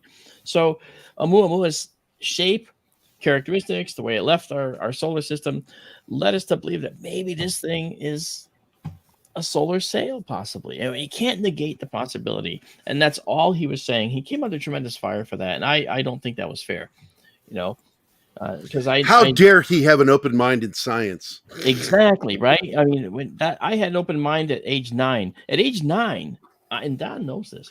At age 9, I knew I was going to be an astronomer. At age 9. I'm not surprised. And it never changed because I had a missing time experience. I looked up at the sky and thought, there's got to be other people looking back at me, other beings, right? I didn't think about beings. I thought about people, right? So clearly, to me, it's a populated universe, which became the title of my book, The Populated Universe, because I felt that the universe based on carbon, which we all made from here, okay, even you, Don, you are. Chris, I don't know. I mean, you're a carbon-based being. That's right. A little bit. Carbon-based. Silicone, maybe. Silicone? They've talked about it on Star Trek, and, I was so excited when they did that. But anyway, keep going. I'm sorry. Well, silicon is, people say, oh, maybe it's silicon based. Okay, whatever. But the thing was, carbon is really the granddaddy of the elements in the periodic table when we talk about it. It's the 4th most abundant in the universe, okay, next to oxygen, helium, and hydrogen. So when you talk about the abundances, carbon is everywhere, right? And we know that carbon next to oxygen are the most prominent elements in the universe. So therefore, it stands to reason that carbon-based life here would be replicated elsewhere. Let's just say that, right? And right. I imagine it's going to be the most dominant form. So yes, I am a carbon bigot, like it or not. Okay. Hey, look, man. Sometimes this card needs to be shown, even for that. Well, it is, and that's true. I guess I am racially prejudiced toward carbon as you're a speciesist. I am a speciesist. Well, I'm a atomist. Huh? By the way, I do want to throw this up there. I'm an elemental. Mm-hmm. Because look, where I know Avi not because of what he said about Oumuamua. Mm-hmm. I know him from the fact that he was one of the scientists that supports panspermia. Yes. And which is something that I follow, that I don't believe us being here was an accident, which is why Don and I are both excited about a movie called 65, which talks about that. And panspermia is something I believed in, and Oumuamua plays into that one because it's believed the possibility that it was there to check to see how we were doing. You know what? As an open-minded astronomer guy, I would have to say that I can't say that's not true, can I? Yeah, but you know what I thought you'd say? Bullshit is what I thought you'd say. You don't know me that well. I mean, I look forward to getting to know you. I like you guys, man. Don introduces me to the coolest motherfuckers on the planet. And speaking of cool motherfuckers, that guy to your right there, he was on the latest episode of Ancient Aliens. And there he is. They only showed a picture of me. They don't. I know they don't you want weren't me on there, talking. but your face was on there. Yeah, I saw it and I went, "Hey, I know put on that the picture guy." again. Gary, put on the picture again. Yeah, there he is. Now you can see him. Because that was taken off the MUFON website. Yeah, I think 4 weeks ago. Because you were on the cover, the front page of MUFON. For a couple of weeks there. And I was like, Chris is on there. Woo! Yeah, I'm MUFON's redheaded stepchild. Chris, man. Yeah. Yeah, fucking cops, man. I did a post, by the way, last night, and I'm curious while I got both of you on here. Don, you already commented on it. There's this show called Will Trent, okay, that is kind of annoying because it's about a lead homicide detective in New York City that is like great fucking homicide detective, but his secret is he's functionally illiterate. And I called bullshit on that. I'm like, I don't believe that's possible. Because there are too many, needs for reading and writing in that fucking job, relaying notes. What did I shit. say? What did I say about that, Gary? Oh, it was some puffy gay shit you wrote. I don't remember. No, I don't remember. I can tell you this. I've never read so many reports or written so many reports in my life, not even in college, as I did when I was doing homicides. So for that to be out there, I have no idea what this guy is talking It's about. apparently a best-selling book series and now TV series, and everybody loves it. But I'm like, I call bullshit on it immediately. And people just leave your brain at the door. I said, no, if I'm going to watch military or law enforcement shows or fire rescue, emergency, because I worked in the medical field for years as a paramedic and as a nurse, and you give me something that's not believable, I will fucking stop watching it. Because do that with sci-fi. Don't do that with real world. And you got to see Gary in his scrubs. Oh, it's so sexy. Well, I can tell you, I worked with some people that were dumbasses, but I mean that. There's a lot of stupid people literate, in the medical field. So. I about broke a woman's arms. We had a woman code in the middle of a dining room, and I just happened to be there at the. What the fuck are you doing, Mark? What is he doing? I'm trying to quietly exit the I'm getting the hell out of here. But anyways, this woman, all she did, she had a seizure. And I went to check, and she wasn't breathing. She stopped breathing, but she had a full pulse. And this other CNA or something ran over as I'm checking her breaths, and I'm yelling out to the other nurse. I said, I'm starting breathing. I'm going to help her breathe. And this woman does this with her hands and puts her hands on her chest to do a compression. And I couldn't say anything fast enough to stop her, because if you do a compression on somebody with a bounding pulse, you will kill them. And people don't know that. Don't do a chest compression on somebody with a heartbeat. And all I could think to do was I just knocked her arms out from under her, so she went face first into this woman's chest. It was funny as hell. But at the same time, I did what I needed to do. I stopped her from killing this woman. And that's why he was fired. And I almost got fired over it. But in the end, I was commended for what I did, saving a woman's life. And on top of that, anybody that worked that area had to be not only CPR certified, they had to be certified as an instructor of CPR. And but that's, I like realistic medical stuff, law enforcement, and just basic thing here. Chris, Don, do you call bullshit on that show? Oh yeah. Yeah. Not if Joe Biden were the training supervisor. I'm stuck in the middle. What's going on here? It's like that song, "Stuck in the Middle with You." There you go. But anyway, guys, let's get back into this, because look, I'd like to go out talking about panspermia and some of the theories on it. I have some ideas that I can share with you about it if you. Yeah, if you I would wanna love to talk hear about it. Okay, a couple things, and we don't have to go outside of our solar system at this point to talk about panspermia as a possibility. And you can't, if you think about it, you got to think about the definition of panspermia. Panspermia can mean aliens coming to a planet that's about to support carbon-based life and seeding some chemicals, certain things happening, and then watching us grow like in a petri dish. Okay, that's one. Well, you bring up petri dish because bacteria is one of the life forms we know that does it.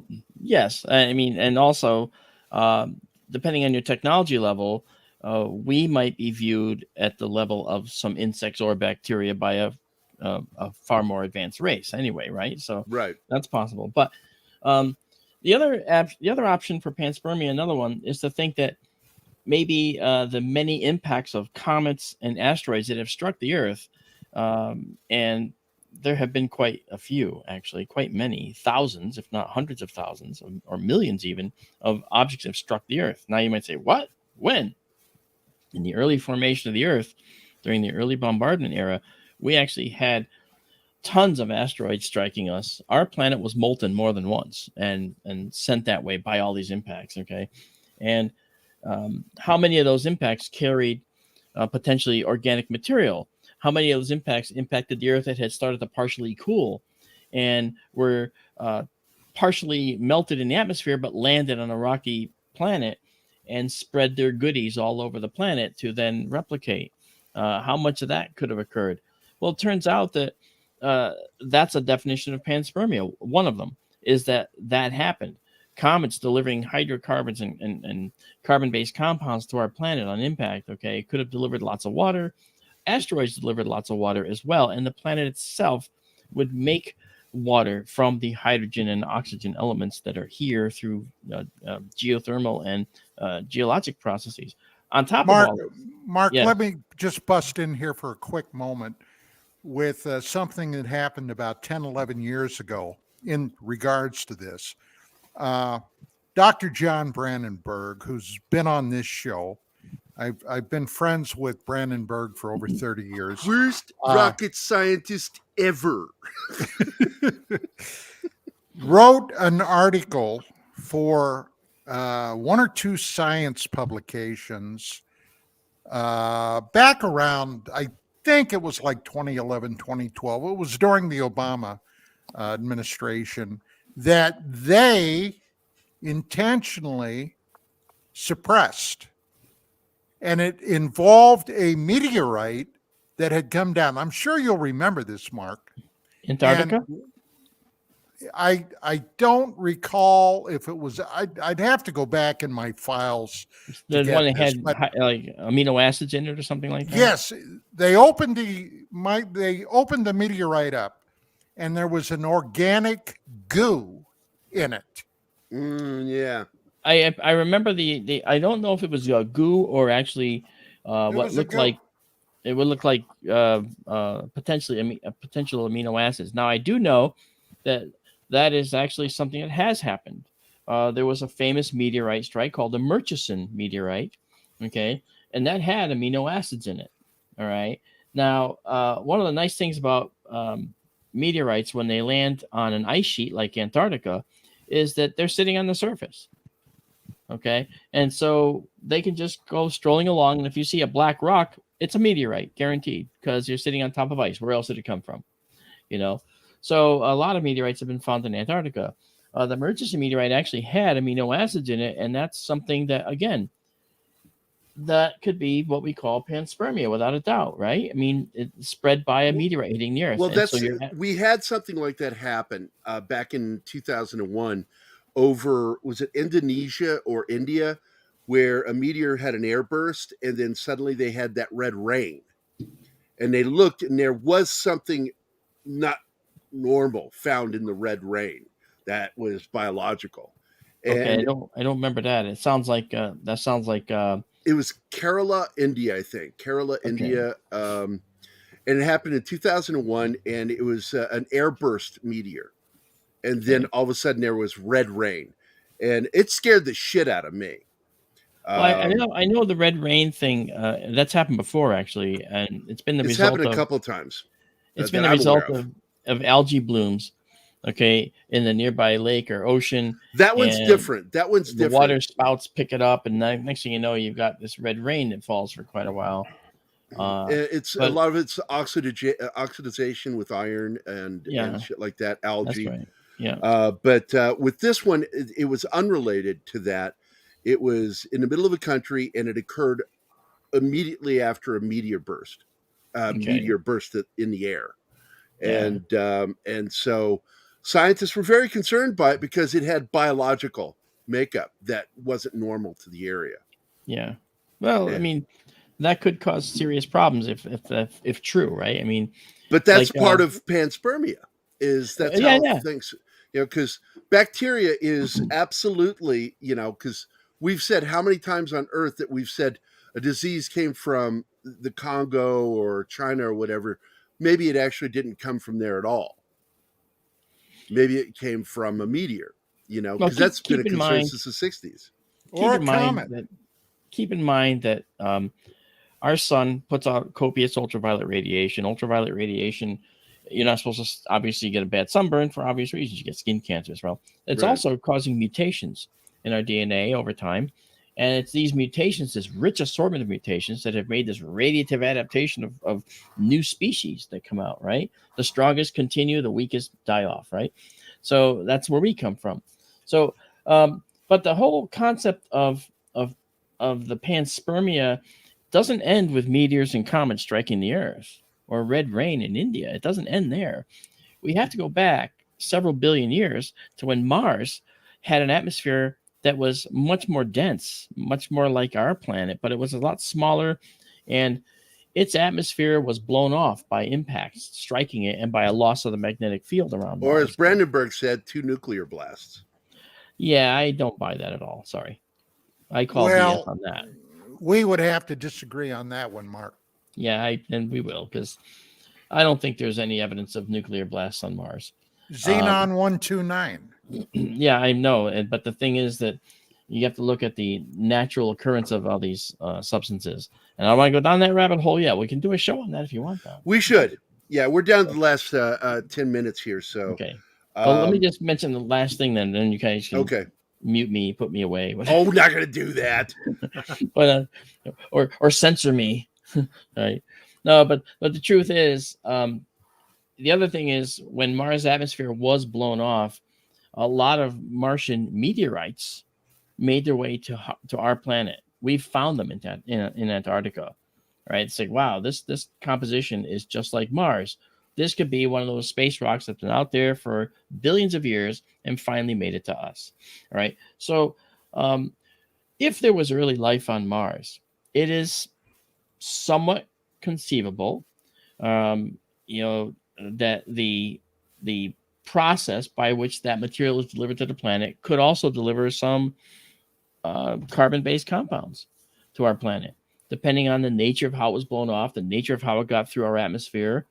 And so this could have actually arrived when the atmosphere was a slightly different composition.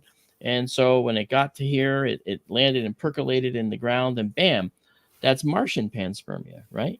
So, in effect, we are Martians, if that's true, in a sense. Or, but the real thing about alien life being a panspermia origin for us, that's the one that is very interesting. And I don't disagree that that's a possibility. I don't, because let's be clear, we have oxygen in our atmosphere. We have been announcing that to the cosmos for 2.5 billion years. So I know Stephen Hawking says, we don't want to announce ourselves or just hide, right? Well, we've already done so. We've already done so for 2.5 billion years. The oxygen has been out there, and for 2.5 billion light years in every direction. A society with the technology to do so, like we're doing now with the James Webb, can look at the atmosphere of our little planet, which stands out like a blue beacon shining in the darkness, that says, life's here. Hello, we're here, but don't look at us. Don't look at us. Well, they might have come, right? And so they could have said, hey, that's a suitable planet to add some life to. Let's go and make a zoo out of it or something. Who knows, right? That would suck. Yeah. But that could explain why we're being observed, right? Why people tag. I felt like I was tagged. I had something shoved up my sinus in 3 terrifying nights, and I had to move out of the old house because of it, because I couldn't stay there anymore. Surgeon took it out, and a week later it vanished from Hartford Hospital. I mean, it's a whole record. It's all public record. There's no hearsay or rumor. This is all public record. That's a whole other show I'd like to talk about. Oh, that's it's all. Because I told Don, like when I was younger, I used to drive out because there were a lot of sightings out in Virginia where I grew up. Mm-hmm. I'm from Fredericksburg, Virginia. They're going to Washington. And 50 miles. A lot of people that work in DC live in Fredericksburg and Stafford. Yep. And I used to drive out on country roads and just park out there going, I wanted to have my close encounter. And Don's like, be careful what you wish for. You might not like it. And I'm like, but I for years, I wanted to have a close encounter. Never had one. I've never seen a UFO that I'm aware of. But I don't know, man. Gary just wanted that backdoor probe. Oh, you and your backdoor. I'm not giving you a video. Fuck you, John. I know. Yeah, you know you're in Fredericksburg when you see the water tank that says Fredericksburg on it going down the highway. Yeah, I grew up in that town, man. And you know what's funny? Just as if you go to James Monroe High School on Wikipedia, you will find 3 people that we all know each other. Is Keller Williams, who's a well-known musician, Judge Reinhold, who I know personally, and then me. And for some reason, I'm mentioned as a celebrity from the high school because of my art career, because I do comic books. Anyway, I just always found that funny. But I want to say that before we move out, Don, anything you want to cover in the last few minutes here? That didn't get covered? I think we did a pretty good job today. We covered the areas, and I knew that Mark and I knew that Chris would be very valuable additions to this show. So let me first thank both of you guys for coming on, because hell, it's always a pleasure, always. And Mark and I haven't been in touch for a bit, and it was a real treat to get a hold of him yesterday. So Mark, thank you. Hey, you know what, Don? I'm glad to see that you are you're doing well with the show. What can I say? I've always wished you the best. And I because I got to tell you, Mark, I had lost contact with Don, and I was looking for him, and I saw his show had ended, and I got panicky going, oh my God, Don died. Don died. And I'm finally get his phone number, and he like responds to me and went, oh, thank God you're not dead. What did I say? Like, fuck you, off, Gary. Yeah, fuck you, Gary. Wouldn't and blame I'm you for proud that I saying brought that him out either. of retirement, because I love having him on. I have so much fun with Don, and I learned so much. It's like, here I am, almost 60 years old, and I'm still learning shit. But Well, you know what? I'm just pleased that Vicky allows him to do this. Vicky's awesome. By the way, there's a running joke between my girlfriend and me that when she's like listening and I'm in the kitchen, I'll start banging pots and pans around going, I'm cooking like Vicky. Just banging shit. But yeah, she's been known to do that on occasion. Yeah, it's always fun. I can hear her banging around in the background. I said, oh, she must be cooking again. We got some questions here. One from John says, with MUFON leaders on, do they know of UFO reports to MUFON that have gone up in recent days? Before you guys answer, I will say that I know one gentleman that we've had on said that both UFO Bigfoot in Pennsylvania tripled calls over the last year. Okay, well, obviously, Chris, you can take that one from your perspective. And I could tell you in New York, our calls have dropped as far as sightings. Because the weather's just been really bad in the New York area and people aren't outside. We expect it to go up, but for the last couple of months, we've seen a drop in investigations. That's interesting. It's weather related, though. I'm sure it's seasonal. Mm-hmm. Seasonal. Yeah, the aliens like to show up when it's really nice. No, people like to go outside when it's really nice. Otherwise, they're holed up. Oh, in their that's house. true. Hold on. Right. That's a really good point. Who wants to go out and I'm in Western New York, so I mean in Buffalo, New York, the capital of the snow of New York. Yes. So who the hell wants to go out in New York, and during some of these ungodly storms and try to look for a UFO? Who gives 6 foot drifts? Yeah, and 6 foot drifts. I could care less if the freaking Martians do come down. They can help me shovel the snow. By the way, Monkey Jeebus brought something up too that I think would be a good show to discuss. There are people within the Pentagon we know about, and that there are theories out there, and I know quite a few people who believe this, that some of these aliens are not extraterrestrial, but of demon descent. So interdimensional demons. I think we call things demons that we don't understand, to be honest. That's where I come from. Boss, too, but we I have find it 30 seconds to go. 30 seconds? Yeah. Oh, man. It's like, can you imagine standing with a cigarette in your mouth, like trying to enjoy that cigarette, and you're going to be executed in 30 seconds? That's what this feels like. That's what this feels like. Thanks, Martin. Get your shit together. Yeah, get your shit together. Backdoor Gary again. Thank you, Monkey Jeebus. Here comes the invite to join us in the after show. I'm sending it out. I hope everybody has a great rest of your week. I want to thank Mark and Chris for showing up today. It's awesome to have you guys on. Don, you're awesome to do shows with. John, you are the most annoying, talkative person I've ever met.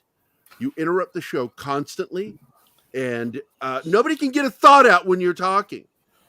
Martin, thank you for managing the show. And Chanel, thank you for producing the show today. You are awesome. You're rock and roll. If rock and roll were a person. Does she really have a mohawk? She does, and it's Dude, awesome. we have to go now. End the show, goddammit.